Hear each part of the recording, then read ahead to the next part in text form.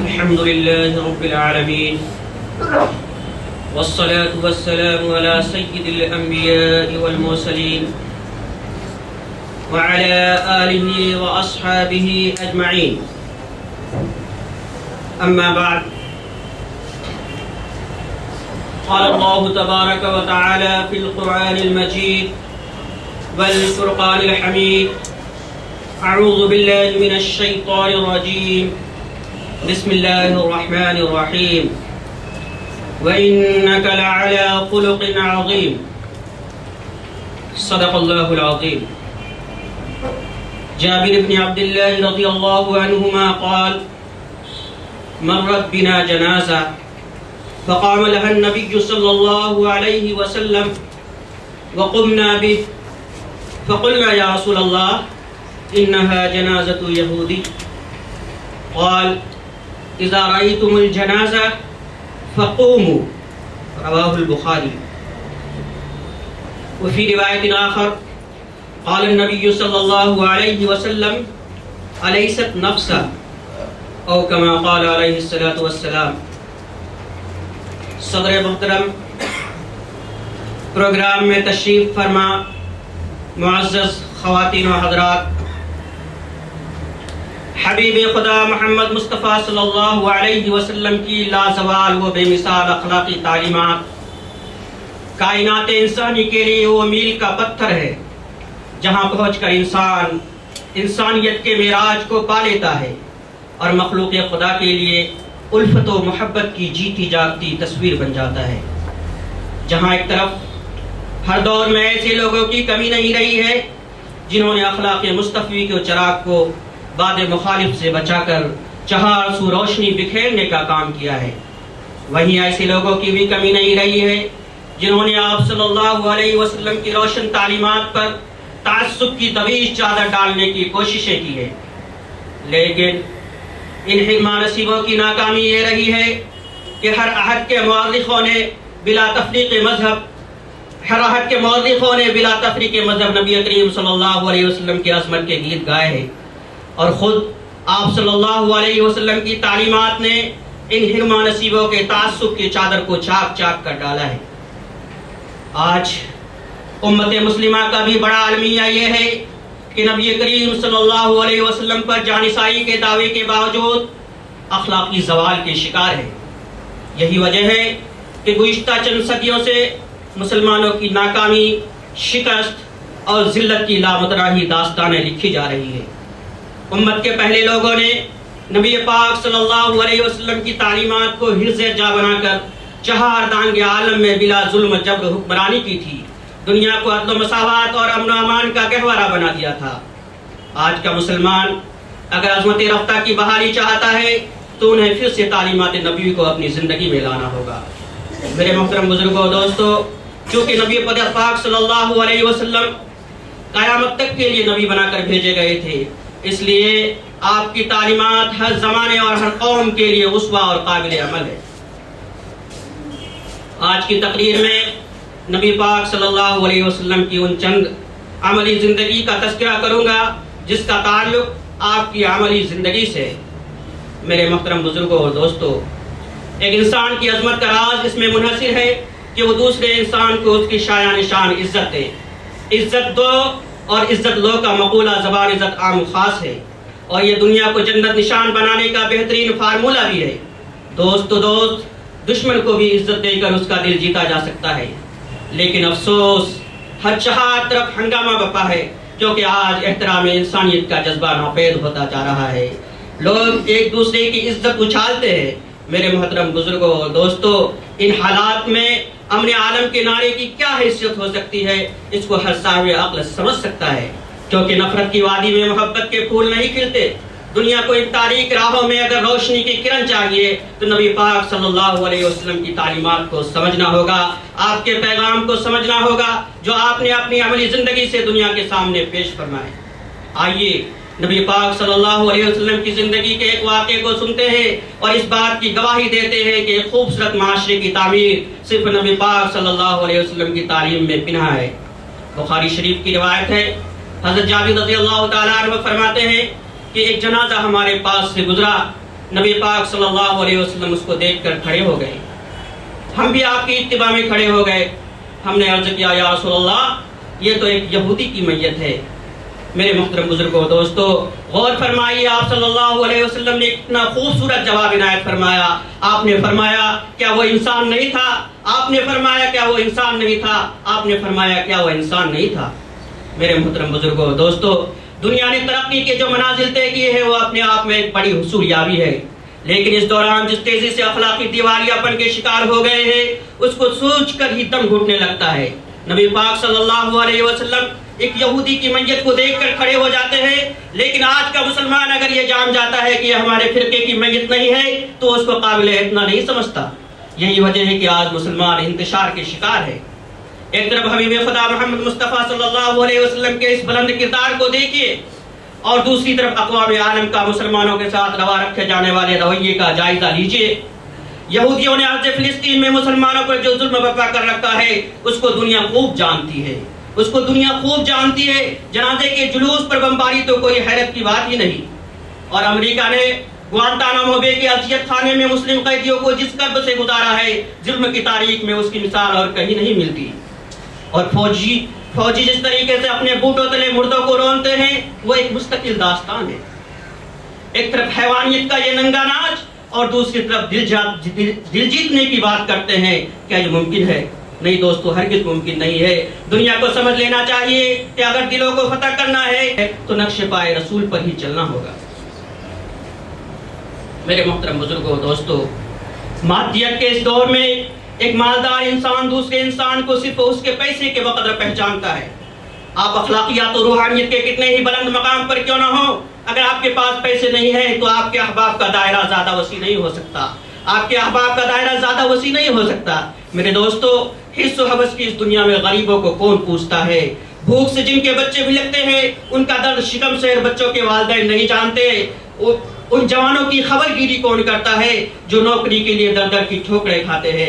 ان بوڑھے ہاتھوں کو مزدوری سے کون روکتا ہے جو نان شبینہ کے لیے اپنے ناتوا کندھوں پر بوجھ اٹھاتے ہیں؟ ان پرعالم حالات میں کیا مساوات کا نعرہ منزل آشنا ہو سکتا ہے؟ ہرگز نہیں۔ میرے دوستو، حالات کے ان طوفانوں میں اگر انسانیت کی کشتی کو ڈوبنے سے بچانا ہے تو دنیا کو پھر سے سیرت نبی صلی اللہ علیہ وسلم میں ناخدا کو تلاشنا ہوگا۔ آئیے نبی پاک صلی اللہ علیہ وسلم کی زندگی کے ایک اور واقعے کو سنتے ہیں اور اس بات کی گواہی دیتے ہیں کہ خوبصورت معاشرے کی تعمیر صرف آپ صلی اللہ علیہ وسلم کی تعلیم میں پنہاں ہے۔ میرے محترم بزرگوں دوستو، بخاری شریف کی روایت ہے، مجاہد رحمۃ اللہ علیہ فرماتے ہیں کہ حضرت ابو ہریرہ رضی اللہ تعالیٰ عنہ فرمایا کرتے تھے، قسم ہے اس ذات پاک کی کہ جس کے سوا کوئی خدا نہیں، بسا اوقات میں بھوک سے اپنا سینہ اور شکم زمین پر لگا دیتا اور بسا اوقات اپنے پیٹ پر پتھر باندھ لیتا تاکہ سیدھا کھڑا ہو سکوں۔ ایک دفعہ سر راہ جا کر بیٹھ گیا، اتنے میں ابو بکر صدیق رضی اللہ تعالیٰ عنہ ادھر سے گزرے۔ میں نے ان سے آیت قرآنی کا مطلب دریافت کیا اور غرض یہ تھی کہ میری صورت اور حیت دیکھ کر اپنے ہمراہ کھانا کھلانے لے جائیں گے، لیکن وہ چلے گئے۔ پھر حضرت عمر رضی اللہ تعالیٰ عنہ کا ادھر سے گزر ہوا، ان سے بھی آیت قرآنی کا مطلب دریافت کیا، لیکن وہ بھی گزرے چلے گئے۔ پھر آقا انعامدار تاجدار مدینہ محمد مصطفیٰ صلی اللہ علیہ وسلم تشریف لاتے ہیں۔ آپ نے میرے چہرے کی طرف دیکھا، چہرہ دیکھتے ہی پہچان گئے، مسکرائے اور فرمایا ابو ہریرہ، میں نے عرض کیا یا رسول اللہ حاضر ہوں۔ آپ صلی اللہ علیہ وسلم نے فرمایا میرے ساتھ آ جاؤ۔ آپ گھر تشریف لے گئے تو دیکھا کہ ایک پیالہ دودھ کا رکھا ہے۔ آپ نے گھر والوں سے پوچھا کہ یہ دودھ کہاں سے آیا ہے؟ گھر والوں نے بتلایا کہ فلاں شخص نے آپ کے لیے ہدیہ بھیجا ہے۔ میرے محترم بزرگوں دوستو، نبی پاک صلی اللہ علیہ وسلم نے ابو ہریرہ رضی اللہ تعالیٰ عنہ سے کہا کہ اصحاب صفہ کو بلا کر لاؤ۔ حضرت ابو ہریرہ رضی اللہ تعالیٰ عنہ فرماتے ہیں کہ اصحاب صفہ اسلام کے مہمان تھے، ان کا نہ گھر تھا نہ ان کے پاس مال، بلکہ وہ بے سر و سامان تھے۔ جب نبی پاک صلی اللہ علیہ وسلم کے پاس کہیں سے صدقہ کا مال آتا تو آپ اصحاب صفہ کو بھجوا دیتے، اور جب کہیں سے کوئی ہدیہ آتا تو آپ خود بھی اس میں سے کچھ تناول فرماتے اور اصحاب صفہ کو بھی شریک کر لیتے۔ حضرت ابو ہریرہ رضی اللہ تعالیٰ عنہ فرماتے ہیں اس وقت یہ حکم کہ اصحاب صفہ کو بلا کر لاؤ میرے نفس پر شاد گزرا۔ میرے دل میں یہ بات آئی کہ کیا ایک پیالہ دودھ کا تمام اصحاب صفہ کے لیے کافی ہو جائے گا؟ اس کا تو سب سے زیادہ حقدار میں تھا کہ کچھ پی کر طاقت و توانائی حاصل کرتا، اور یہ کہ جب اصحاب صفہ آ جائیں گے تو مجھے بھی پلانے کا حکم ہوگا، اور امید نہیں کہ پلانے کے بعد میرے لیے بھی اس میں سے کچھ بچ جائے گا، لیکن اللہ اور اس کے رسول کے اطاعت کے سوا چارہ نہ تھا۔ حضرت ابو ہریرہ رضی اللہ تعالیٰ عنہ نے اصحاب صفہ کو بلایا اور آپ صلی اللہ علیہ وسلم کے حکم سے ایک ایک کو پلانا شروع کیا۔ جب تمام لوگ سیراب ہو گئے تو آپ صلی اللہ علیہ وسلم نے حضرت ابو ہریرہ کی طرف دیکھا، مسکرائے اور فرمایا ابو ہریرہ اب تو اور میں باقی رہ گئے۔ حضرت ابو ہریرہ رضی اللہ تعالیٰ عنہ نے عرض کیا بالکل درست۔ آپ صلی اللہ علیہ وسلم نے فرمایا بیٹھ جاؤ اور پینا شروع کرو۔ حضرت ابو ہریرہ رضی اللہ تعالیٰ عنہ نے پینا شروع کیا۔ آپ صلی اللہ علیہ وسلم برابر فرماتے رہے اور پیو اور پیو، یہاں تک کہ حضرت ابو ہریرہ رضی اللہ تعالیٰ بول اٹھے قسم ہے اس ذات پاک کی کہ جس نے حق دے کر آپ کو بھیجا ہے، اب بالکل گنجائش نہیں ہے۔ نبی پاک صلی اللہ علیہ وسلم نے وہ پیالہ اپنے ہاتھ میں لیا، اللہ کی حمد کی اور بسم اللہ پڑھ کر جو باقی تھا اس کو پی لیا۔ میرے محترم بزرگوں اور دوستو، نبی پاک صلی اللہ علیہ وسلم کے اس عمل کو دیکھیے کہ غریبوں کے لیے آپ کیسا معاملہ کرتے ہیں۔ ہمیں بھی اپنی زندگی میں نبی پاک صلی اللہ علیہ وسلم کو کہ اس عمل کو لانے کی ضرورت ہے۔ میرے محترم بزرگوں اور دوستو، آج کے زمانے میں رائٹ از مائٹ، جس کی لاٹھی اس کی بھینس، یہ وہ فطرہ ہے جس پر عمل آج کے لوگوں کو خوب آتا ہے۔ طاقت اور غلبہ حاصل کر لینے کے بعد سب سے پہلی کوشش یہ ہوتی ہے کہ اپنے مخالفین کو چن چن کر مخالفت کا مزہ چکھائے، لیکن موجودہ انارکی اور بے ترتیبی کے برخلاف حبیب خدا محمد مصطفیٰ صلی اللہ علیہ وسلم کو جب غلبہ اور اقتدار حاصل ہوا تو آپ نے مخالفین کو کچلنے کا کام نہیں کیا اور نہ ہی آپ نے معاملات کو موافقت اور مخالفت کے آئینے میں دیکھا، بلکہ ہر ایک کو سوچنے اور سمجھنے کا موقع دیا۔ جس کا جو حق تھا آپ نے اس کو دیا اور تمام شکایتی باتوں کو نظر انداز کر کے رحمت اور عدل کا جو تقاضا تھا اس کو آپ نے پورا کیا۔ نبی پاک صلی اللہ علیہ وسلم کی زندگی میں ایک واقعہ ہمیں ایسے ملتا ہے کہ جس میں عفو، کرم اور امانت کی بھرپور مثال موجود ہے۔ نبی بخاری شریف کی روایت ہے کہ ہجرت سے قبل ایک مرتبہ نبی پاک صلی اللہ علیہ وسلم نے چاہا کہ کعبہ کے اندر جا کر عبادت کریں۔ نبی پاک صلی اللہ علیہ وسلم نے عثمان بن طلحہ سے کنجی مانگی۔ عثمان بن طلحہ نے کنجی دینے سے انکار کیا اور آپ کو برا بھلا بھی کہا۔ آپ صلی اللہ علیہ وسلم نے فرمایا یاد رکھو وہ دن بھی آئے گا کہ جب یہ کنجی میرے ہاتھ میں ہوگی، میں جسے چاہوں گا اس کو دے دوں گا۔ عثمان بن طلحہ نے یہ سن کر کہا کہ وہ دن قریش کی تباہی اور بربادی کا دن ہوگا۔ نبی پاک صلی اللہ علیہ وسلم نے فرمایا نہیں، وہ دن قریش آباد اور باعزت ہوں گے۔ چنانچہ وہ وقت بھی آیا کہ مکہ مکرمہ فتح ہوا۔ نبی پاک صلی اللہ علیہ وسلم فاتحانہ مکہ مکرمہ کے اندر داخل ہوئے اور آپ نے کعبے کا 7 طواف کیا۔ عثمان بن طلحہ کو بلوایا، آپ نے ان سے کعبے کی کنجی لی اور کعبے کے اندر آپ داخل ہوئے۔ کعبے کے اندر آپ داخل ہوئے اور تھوڑی دیر بعد کعبے سے باہر نکلے تو کنجی آپ کے ہاتھ میں تھی اور آپ یہ آیت کریمہ تلاوت فرما رہے تھے ان اللہ یأمرکم ان تؤدوا الامانات الی اہلها۔ اللہ تبارک تعالیٰ تم کو حکم دیتا ہے کہ تم امانتوں کو اس کے اہل کے سپرد کر دو۔ آپ کے چچا زاد بھائی اور داماد حضرت علی رضی اللہ تعالیٰ عنہ کھڑے ہو گئے اور عرض کیا یا رسول اللہ، اللہ کی رحمت آپ پر ہو، یہ چابی ہمیں دے دیجئے۔ ہم بنو ہاشم کو پہلے ہی سے زائرین کعبہ کو پانی پلانے کا شرف حاصل ہے، اب یہ خرید برداری بھی ہمیں کو دے دیجئے۔ نبی پاک صلی اللہ علیہ وسلم نے حضرت علی کے سوال کا کوئی جواب نہیں دیا۔ عثمان بن طلحہ کو بلوایا۔ میرے دوستو غور فرمائیے کہ اس شخص نے جس نے آپ کو کنجی دینے سے انکار کیا تھا اور آپ کو برا بھلا بھی کہا تھا، اس کو کتنا خوبصورت جواب دیتے ہیں، اے عثمان بن طلحہ یہ کنجی لو، آج وفا اور سلوک کا دن ہے۔ آپ نے فرمایا آج وفا اور سلوک کا دن ہے۔ آپ نے فرمایا آج وفا اور سلوک کا دن ہے، یہ چابی تمہارے خاندان میں موروثی چیز رہے گی اور سوائے ظالموں کے کوئی اس سے تم کو چھین نہ سکے گا۔ میرے محترم بزرگوں اور دوستو، نبی کریم صلی اللہ علیہ وسلم کے اس عمل کو دیکھیے جو دشمنوں کے ساتھ آپ نے یہ عمل، دشمنوں کے ساتھ جو معاملہ کیا۔ آج ہمارے لیے ضرورت اس بات کی ہے کہ ہم نبی کریم صلی اللہ علیہ وسلم کی تعلیمات کو اپنی زندگی میں لائیں۔ میرے محترم بزرگوں اور دوستو، آئے دن مختلف قوموں اور مختلف ممالک کے درمیان امن معاہدے ہوتے رہتے ہیں، پھر بھی دنیا کے طول و عرض میں بد امنی کا دورہ ہے۔ دنیا کے صلح نامے مرتب کیے جاتے ہیں، پھر بھی لوگ جنگ کے سائے میں زندگی گزار رہے ہیں۔ آج معاہدے کا مقصد قطع امن کی فضا قائم کرنا نہیں ہوتا، معاہدہ کمزوری کی علامت اور عہد شکنی طاغوتی قوتوں کی نشانی بن کر رہ گئی ہے۔ میرے محترم بزرگوں دوستو، نبی پاک صلی اللہ علیہ وسلم کی زندگی کے اگر ورق کو الٹائیں گے تو ہمیں یہ ملے گا کہ آپ نے معاہدے کی پاسداری کی ہے۔